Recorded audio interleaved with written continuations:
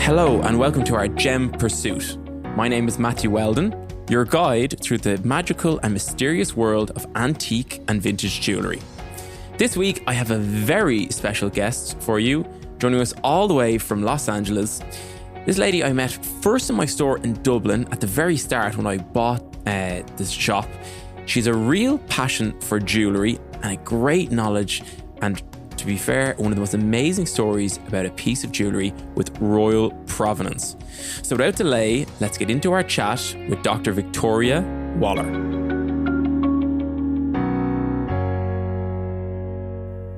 Victoria, you're very welcome. Oh, so happy to be here. Thank you for inviting me. I know you have multiple facets to your career and your interests. To use facets, pardon the pun on that one. But we're going to hear about a really interesting piece of jewellery that you've got. I know you've got a lovely collection, but this, I don't know if you'd call it a star or one of the stars, but maybe give us a bit of background to your career and what you do day to day.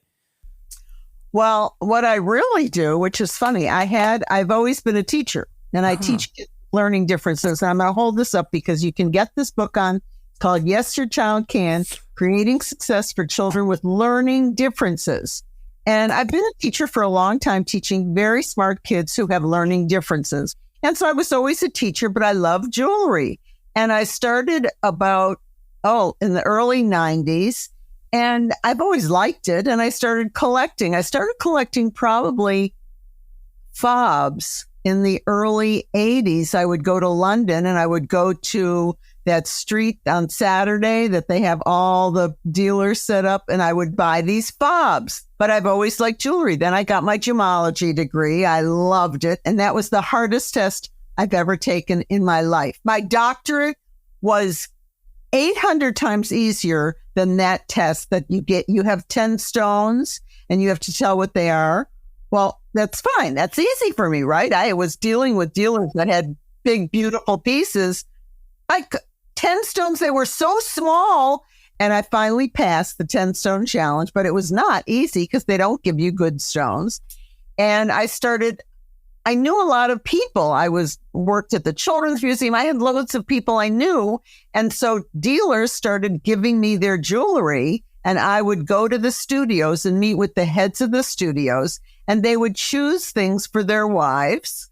And then the dealer would give me a piece of the action of what it cost. But these, heads of studios were spending a lot of money in those days. And I had like a side business, and I loved it. Now it seems to be, I think people aren't, because they're so worried about having things being taken from them. I don't know. I stopped selling the jewelry, and now I still do my teaching, and I wrote a book and things like that. But I love jewelry, and I love teaching kids. So I'm lucky. I have two things I love. Yeah, you've got a great eye. I genuinely believe you have a fantastic eye. And isn't that a phrase that people don't use so much anymore? But it was a dealer who had a good eye would always get interesting things. One of the pieces I bought from you, which I had on today, but it goes all the way down and you wouldn't be able to see it. But it's like a little letter, and you open it up. It's the most beautiful, it's like a charm and I put my other dog, when the dog died, I put her hair in it. I love that piece. I've loved everything I bought from you. And that envelope, I remember that well. It opened, a little section of it opened and had a little turquoise where the clasp would be. And we're talking, it's about matchbox size, maybe even smaller than a matchbox. Oh, yeah. And I wear it would be like one that would be on my stick pin thin, but I have it with two others that have the same stones. So I have it on just a necklace alone because it's my dog's hair, from the old dog. And I bought a beautiful emerald ring from you. Do you remember from like 1820? I remember that emerald ring. It was 8 sides. What is that called when it's 8 sides? Something like that. Octagonal emerald cut. Yeah. And I remember the beautiful Colombian emerald, and the diamonds were these beautiful, chunky, old cut. Like they were almost taller than they were wide. They were super unusual stones. Yeah, you've got a beautiful collection for sure. But amongst the collection, there was one that we really wanted to talk about, and it was actually a turquoise piece as well. And you sent me this story, Victoria, and I read it, and there's so much to it. It's an amazing story. I wonder, could you talk us through that, the piece and the story? Okay, so, oh my gosh, you're going to hate this, but... Oh, I'm going to love it. I was born on May 8th, 1945, the day the World War II ended, okay? Victory Day. And I was born, I know this is weird, with a V on my elbow. And my uncle was in the war, and he had written my mother a letter and said, I had a dream that you had a girl born on the day the war ended in Europe. And she, of course, got the letter after May 8th, 1945, because it took so long to get there. But he had that dream. I had a V on my elbow. My mother named me Victoria Elizabeth, V-E-D. Now, as a child growing up, it was a horrible name. It was just horrible. Now I'm Victoria. But in those days, it was like, I couldn't spell it, Victoria Elizabeth. And it was just a mouthful. And it was always, my mother always said, this is your special. He wrote this letter. Then you were born on the day the war ended. Okay, Fast forward. It was my birthday, and it was a month after my mom had died. And my family was out, and I was walking around the house. I don't know. I was just thinking of her, and she was old, but it was sad. It's your mother. And the phone rang, and it was this wonderful jeweler from Chicago, Judy Rosenblum. And she, like you, had interesting pieces, and I would always find something she had. And she had just gotten back from a buying trip in London, and I said, "Oh, did you find anything special for me?"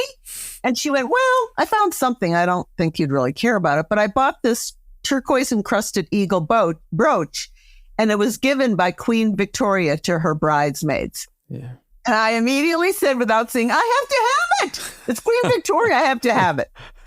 Okay, so I was born on that day, okay? So my entire life, my mother had always said, "I'm special, you're a queen," just like Queen Victoria. That was always part of my background. So on this day, when my husband came home, I said, "You don't understand. My mother sent me this brooch." And he's going, "What? Your mother died, Vicky?" And I go, No, she sent me this brooch. Why would Judy have called me? It wouldn't have been anything I would have bought. And she said, "Well, I did buy this unusual piece, but I'm telling you, I know that my mother sent me that brooch. My mother sent it to me." And the brooch came, I think, do you have pictures to show the people? Yes, we do. And we will put some links into the notes of this podcast, and you can see exactly a picture of this brooch. Okay, so the brooch came in an original box, and it had a letter from 1866 that read, "Eagle worn by the 12 bridesmaids of Queen Victoria. This is the 13th, sent to her as a pattern and given by the Queen herself to the Countess Duchess Josephine Wardislaw, who at her death left it to Mrs. Hudson in 1866. The piece was purchased from Marie Hudson, a descendant of the original Mrs. Hudson." Wow. And that is amazing. I mean, it's I thought it was one of the bridesmaids, but now I had all of the people, Diana Scarisbrick, all the really big English dealers looked at it, and they said it was one, the Queen had apparently asked many jewelers to make one for her. And the ones that she had extra, she gave to her bridesmaids and she gave to different people. But there weren't, I don't think, a lot of them made. And it has a cab ruby for an eye, talons gripping the two pearls, and it's English, and it was made in 1840. And it's in an original box by the company, which is Turner something and Sons. I have that written down somewhere. And I sent the picture of the brooch to Diana Scarisbrick, who is was one of the very big dealers in London. And she was a writer and knew everything. I mean, she's written all these books. And she said, "Brooches of this design, the eagle crest of Prince Albert of Saxe-Coburg Gotha, were given by Queen Victoria to her 12 train bearers as mementos of her wedding. Today, when they're kept in the family, descendants of these well-born young women continue to wear them." I've seen some pictures of people wearing it. I get so excited. additional versions of this eagle were made for presentation at the time of the wedding. So we don't know how many were made. I don't know how many are left. I know the ones that were on the bridesmaids, those 12, I think have been handed down, but you're talking 160 years, a long time ago. Yeah. And years later, Judy Rosenblum was asked by JCK magazine what piece of jewelry in all her years as a dealer was she sorry she sold. And she said this one, the turquoise encrusted eagle brooch given by Queen Victoria to her bridesmaids with a letter from the family explaining its provenance. I never feel badly about selling a diamond, but it's hard when it's something that has real history and story. And I truly believe that for this, we're the holders of the piece. And then it moves on. But my husband comes home later that day, and I told him that my mother sent me something while he was out. He went, Vicki, your mother passed away. I said, no. I know my mother sent me this, so you can't get mad at me. And he looked at me and he said, does this mean every time you find a great piece of jewelry, you're going to think your mother sent it to you?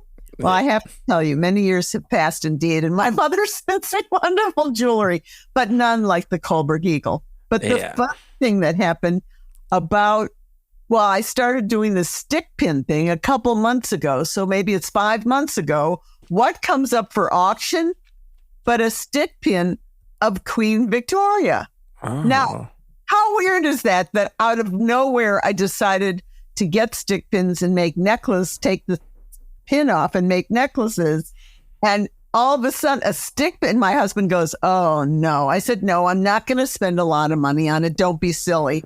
And I guess and it said they think it was owned by Queen Victoria. They really don't know. I mean, there's no provenance. It looks very old. And it has a crown on the top of it, which you have a picture of that, and an old picture of her inside the little circle. And it was funny. I was bidding against people, but they weren't bidding more than like $10 or $15 over. So I got it under, I think like $600 or $700, which is a lot in. But it was so funny. It's like, and it's in an original box too, which I just think it's so funny. Like, what are the chances that there was Queen Victoria's stick pin floating around, you know?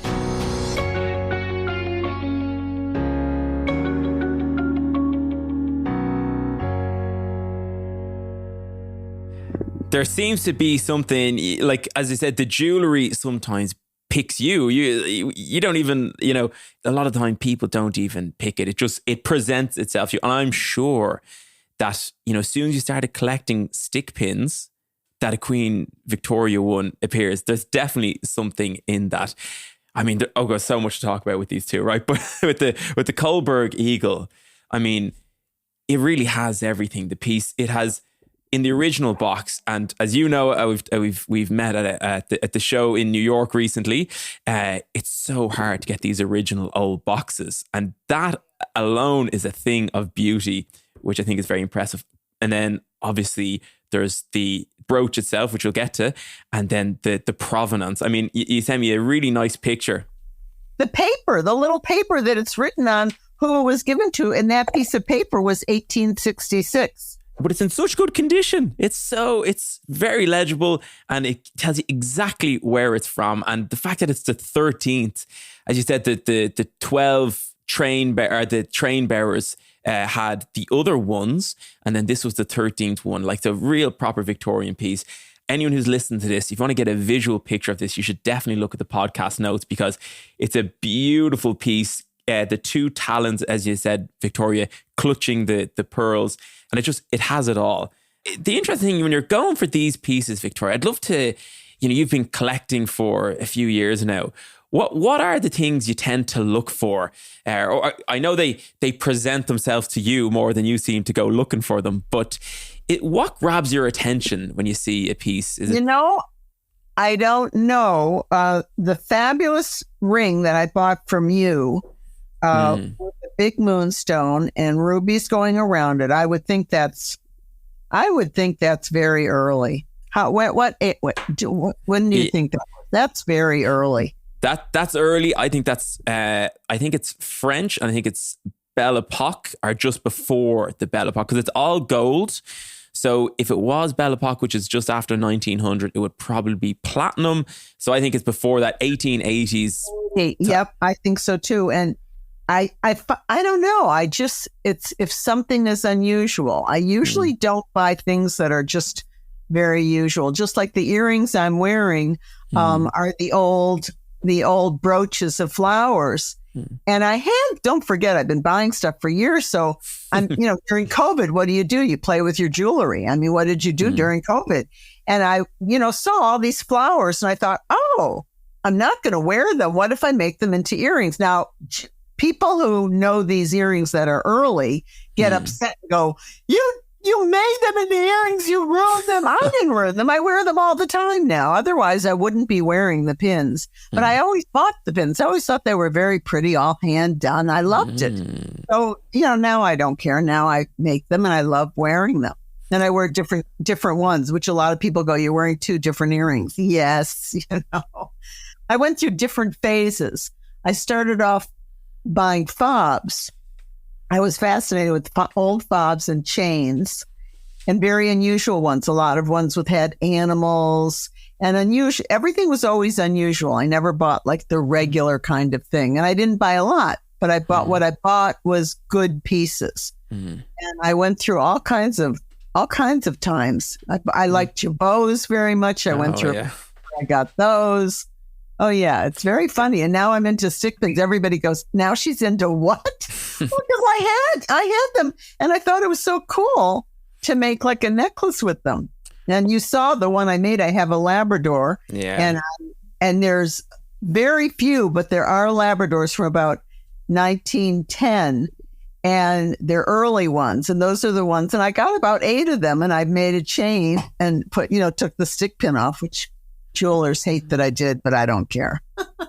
Yeah, well, I mean, it shows the breadth of antique jewelry. I mean, it goes, let's not forget, the jewelry, when you go even from 1820 to 1920, there's so many different countries who have their own designs and so many different time periods within that. So it's so easy to get into a new category. I could see how that could happen. What happens to me all the time, actually. So at the moment, I really... we're starting to buy a bit of 1940s pieces, which are that slightly chunkier gold. Yes, people like those, except that's the gold, though, because those were big, chunky. Those are usually very expensive now because of the gold, because there was a lot of that gold, the big, wonderful bracelets where you have so many good pieces. I mean, I said, when I told my husband I saw you, he went, uh-oh. He knew. He said, uh-oh, there's no way you came away from there without buying something from him. I said, he always does something I like. And I love this. I just love this ring. I bought a moonstone ring I've never seen. What is that called when it's up like that? Cabochon, but cabochon is a rounded gemstone, but this one is quite a high dome. It's like a sugar loaf cabochon. Sugar loaf. That's what it's called, the sugar loaf. I mean, it's the most unusual, and I love moonstones. And it's funny, I have a moonstone, a little band. And somebody said to me, why'd you buy that? I said, because I've always liked moonstones, but I really haven't seen any moonstone jewelry. And then I walked up to your booth and saw it, and it was like, okay, I want that. And when I called Marshall, he went, you found something already? You've been there 5 minutes? I said, well, I work fast.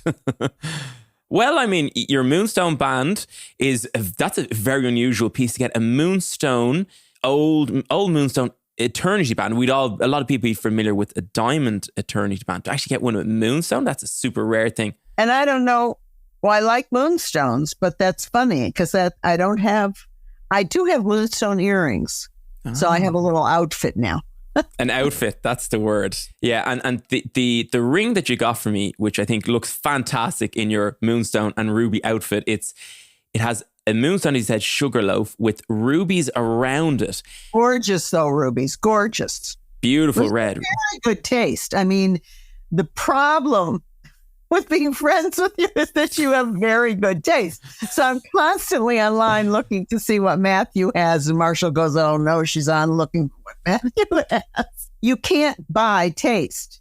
You either have it, and you could, I'm sure at the show, you could see, Marshall said, well, how many people? I said, there weren't that many with great stuff. It's so funny to me, like, you have to have good taste. There are loads of jewelers around, but they don't all have good taste. And when you started, you were very young, I think, when you started. But your family's been in the business, right? Yes, so you've yes. been around jewelry for years. But still, I don't think you can have that. I think there's something in people that either they have it or they don't. They either have that taste or they don't. And the jewelry they have, I can go buy a million things and it's all ugly jewelry. And they don't have the taste. You have the taste. Wow. You're very young, but you were brought up with it. But still, you could be, even though you were brought up with it, you could be someone who doesn't have the taste, but you have I love your taste. Every time I told my husband, Matthew's going to be at the show. He went, oh, no. Well, I appreciate those kind words, Victoria, especially because you've some beautiful jewelry yourself and you've been looking for years at all the different trends and different pieces. And of course, taste develop as well, I suppose. No, I don't think so. I think you either have it or you don't. I really do. I don't believe if you go around a show. I mean, I whipped through the show in New York, and it was funny because a lot of the old dealers were there that I used to buy from. Oh. And certain dealers have good taste. They do, and others don't. If you look at their jewelry, I'm sure you walk by and went and saw, oh, no, not for me. And then you find somebody that you like their jewelry. Yeah. Well, it's interesting you said that because you can, when you go around a show, if anyone's been to an antique show, they can be enormous shows and you can tell in seconds whether a stand is going to be right for you or not. It's really quite amazing. Now, sometimes there's one thing that's mixed in across all the other stuff, but usually you say, actually, do you know what? I love that stand. I can tell straight away. And I'm glad, that I feel like I have to work doubly hard to make sure that we keep that standard up now. But Grania, who worked in Courtville before I took the reins, she left a great legacy there, I think. And also my father and my mom and obviously their parents as well worked in the business. So yeah, I'm lucky, blessed in that I could see the nice pieces when I was younger. So it just instills it in you, I think. But I do agree with you. Yeah, if some dealers still, when they tell you this is great, it's super cheap, you should buy it. I'm like, no, but it doesn't matter if it's not it's so ugly. Yeah, I wouldn't want it, even if it's worth the gold weight and less than that, because it's not even, I'd be selling it for the gold weight. So I totally agree with you with that. So any plans in next year to visit any shows, or have you any? No, it's very funny. We were in New York for a wedding. So it just so happened I was very excited about that. No, the shows in LA we haven't had anything since COVID. Shows in LA just aren't, I know the dealers that are in LA, and I'm not looking for anything, at this point in my life except stick pins. But I think I'm done with stick pins. But you never know. Like I found Queen Victoria, so yeah, it would have to be something very special, I'd say. Yeah, and I'm not spending that kind of money anymore that I did before on, jabots and things like that. And you're not wearing them. Everybody keeps everything in their banks. I said, boy, if there's ever an earthquake here and they say the bank has gone under, you're going to see an old woman running across the street to the bank. Okay. When we see that picture beamed across the world, we'll know that's you. But touch wood, it never happens. Victoria, thank you so much for sharing those stories.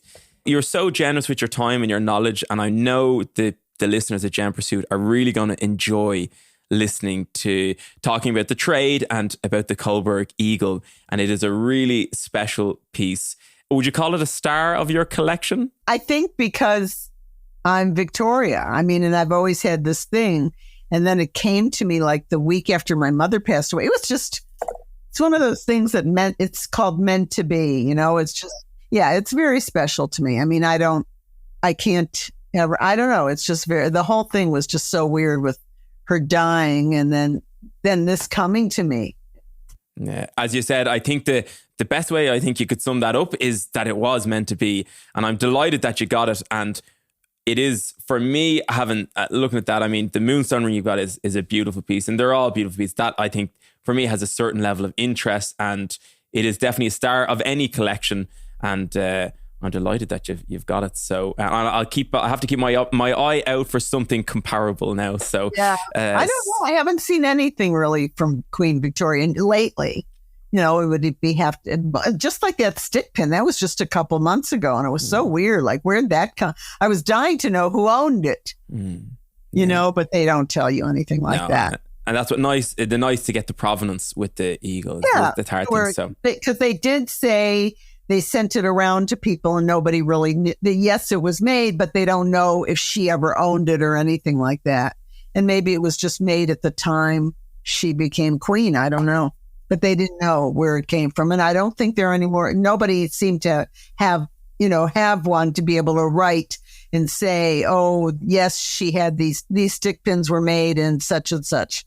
But it was old. I don't know when it's from. Yeah, and sometimes the history is lost. But as you summed it up very well earlier when you said that, we never really own these pieces. We just guard them for one more generation and then someone else gets to enjoy them.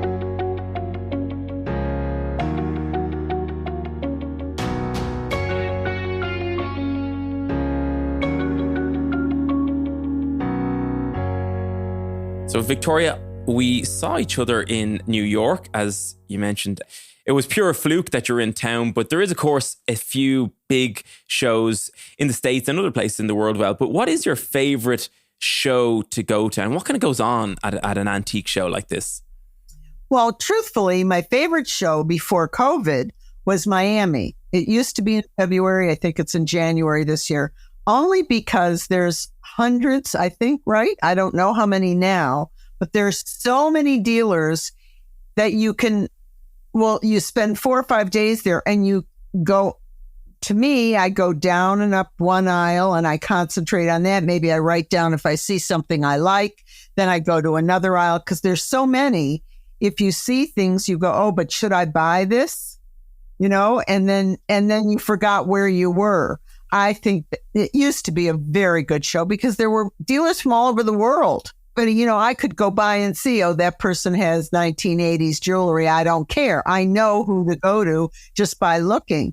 The New York one, I thought was small, but they were very good dealers. But a lot of them had newer jewelry and or big jewelry, that wasn't. I was looking for your kind of jewelry, which I knew you and I was happy you were there. And there were some old dealers that used to be that I knew that are probably my age that were there. But usually, I went to, they had a show here called the Pickwick Show, and it said 2 jewelers going to be there. And I thought, I have never gone to that. They have clothes and stuff. And there was a dealer. She had very nice things, nothing for me, but she did have some nice small pieces that if you wanted something. So if you're somebody who wants jewelry, go to all the shows because that's how you learn.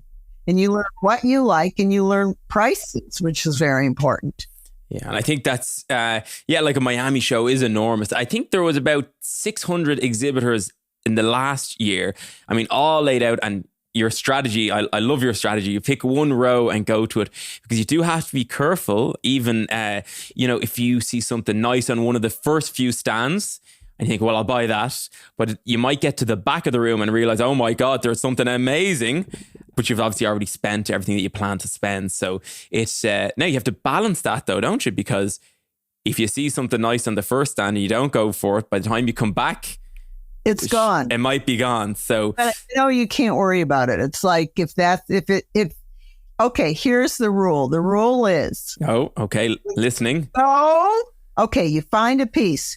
Would you go to the bank for it? Would you give up your children for it? Is this the last piece you can't stand leaving it back? But my husband said the problem is my answer is always I can't live without it. He said, you never do that. You never stop and say, okay, let me go look. It's like, you always can't live with everything you see. But it was, would you go to the bank for it? Would you go right now, leave this place, take your money and go to the bank? And he said, the trouble with you is you always say yes. I would love to see one of these debates. They sound brilliant. Yes, I don't know. Well, like when I saw the ring, I'm going to explain it to you. You were okay, but you were the second person I saw. The first person I walked in and there's a charm. I saw it online and it said a little bucket and it had a little jewel on it and it said last year's jewels. Oh, yeah. Okay, so I thought that was the funniest charm for me because I always go, Marshall will go, don't you have that? I'll go, oh, that was last year. That was 5 years ago. I thought that was so funny. I have a jeweler in LA who's the best bench jeweler you've ever met in your life. Abe Baldassi. He's Italian and fabulous. And I looked a whole day. I looked at 3,000 charms online. 3,000 the whole day. Oh my God. They had that charm and it said sold. So I took a picture and Gabe made me last year's jewels, the little bucket. It's a charm. And he put real jewels in the inside, but you don't see them. But he put real little diamonds and rubies inside. It's like a little pail. Okay. I walked into the show in New York and there was the original one in the first thing I saw, and it said last year's jewels, but it had fake jewels coming out of it. And it was really, I bought it in 1 second. And now I have both of them hanging. Both of them now. God, that was another one meant to be now. But doesn't that seem to happen if you're looking for something specifically and you look and you look and you never get it and you think, okay, I'll get it made. And then lo and behold, you walk into a show and it's the first thing you come across. It's amazing. But I think there's just something, if you're a jeweler, or if you collect jewelry, I don't even mean to collect. I didn't mean to start a stick pin collection. I didn't mean to. And then it happened. I found one. And then all of a sudden I went, wait a minute, I have a little bunch of them, and I didn't even realize I haven't seen them in years. So I started making my little chains. I always find something. I love jewelry, so I always find something. I just don't buy the big pieces anymore because I don't wear them. We're not going to black tie affairs, Yeah, I think you can get the enjoyment out of as much enjoyment from a $300 purchase as a $3,000 sometimes. But Miami is a great show. New York, we met a smaller, more boutique. But if anyone's interested, to really learn about the jewelry, I think that's a fantastic piece of advice you gave there, Victoria, to go to the shows. You'll see the different types. You'll learn about the values. Most jewelry you'll see there will probably be modern, pre-owned, but modern. But you'll find some dealers who specialize in the antique stuff. And they always have, the really unusual, different pieces. I mean, there's shows everywhere. It's not just, of course, there's Miami. There's a big one in Las Vegas, which is a trade show. So you'll need to be in a trade or get the documentation together somehow so they'll let you in. There's a big one in Ireland. We have a big annual show in September once a year. Now, it wouldn't be anything on the scale of Miami or New York, but it does have very good quality, I would say. About 40 dealers, but they're all vetted and very high end. There's ones in England, there's ones in Belgium, the Netherlands, all over Europe, you'll find them as well. So you just have to find the ones local to you. And of course, a trip to somewhere abroad is always fun as well. So, but it's also who you find. When I was in Ireland, I went to a lot of stores and I went into yours. And of course, I liked the jewelry the best, but I liked you. You know what I mean? I think that's very important too. I find, like in life, you find people you like and you find people you don't like. And I find, if I walk up, I always like the people that when I was younger, I would say, oh, I like this. And they would almost teach me. They weren't thinking, oh, she's not going to buy. I'm not going to talk to her. And those people who taught me are who I buy from because they took the time to tell me about a piece or, even though I wasn't buying yet, they were very lovely. And there's personality involved. You have to buy from somebody like you who has a good personality and is bright and knows the jewelry. But they have to be bright and honest, not telling you it's, oh, this is 1902 and it's not. It's, 2025. Victoria, thank you so much. It's been an absolute blast. I really appreciate you joining our Gem Pursuit today. Oh, thank you for inviting me. I hope to see you again. Thank you for listening, and we hope you enjoyed the show. Remember, we have notes on what we spoke about with links and anything else you might need in the description area of this podcast. Of course, we did miss our trusty co-host, Elise Ketcher, but she will be back. I'll also say thanks to our podcast producer, dustpod.io. Until next time from me, Matthew Weldon, see you soon.